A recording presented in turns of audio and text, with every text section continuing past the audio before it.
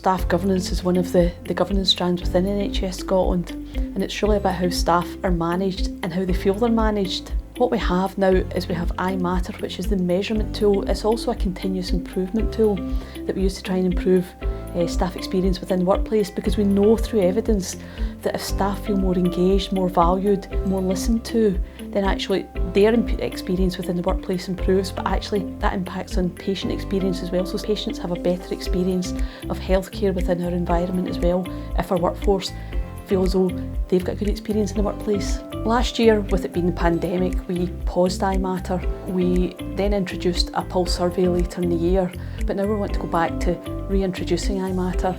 Now, there's a lot of staff within the NHS are new. There's a lot of staff who've been here for a long period of time, and I think sometimes things lose their direction, their focus a wee bit. What we've decided this year is to go back to a really back to basics approach with iMatter, how you actually go through the process and how it supports teams being more engaged in what's happening in the organisation. So this year it is very much back to basics is the terminology we're using. We want to get it back and actually show folk the value of it.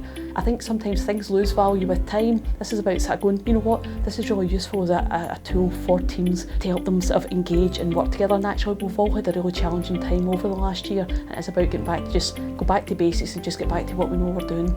When it comes to the questionnaire, which will come out in autumn, there's a real value. We need people to take the time to fill it in. It gives feedback to your line manager as to how things are happening in your team, but it also gives feedback to the organisation about where we think, or where you think we need to sort of put some focus and put some energy.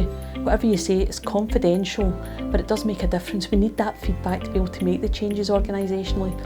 Again, we know the last year has been really challenging. We've got a real focus organisational around sort of staff health and wellbeing, but we need your feedback to understand where we still need to make changes. The key date for you to remember is Monday the 30th of August. That's when you'll start to see the questionnaire coming into your mailbox. We'd encourage you to participate. You've got 3 weeks from the Monday the 30th to take part and give us your feedback, and it is really important. As I said earlier, we need that feedback to be able to help make changes, not just to your team but to the organisation as a whole. The key thing with this is that it's not just about filling in a questionnaire. Yes, the organisation will take responsibility and develop action plans to address any areas that we see highlighted through the results, but actually at a team level it's really important that the team take the time to sort of sit down, work through the results, identify if there's any particular areas as a team you need to work with. Now, it doesn't need to be something big, it doesn't need to be something earth-shattering. It might just be actually that you need to take time to catch up, recognise that people are probably working in different ways these days. You might be working in quite an agile way and not see people. So it can be something really silly, but even the smallest action can make it better for everybody within the team, and you'll actually see improvements in relationships on the back of it.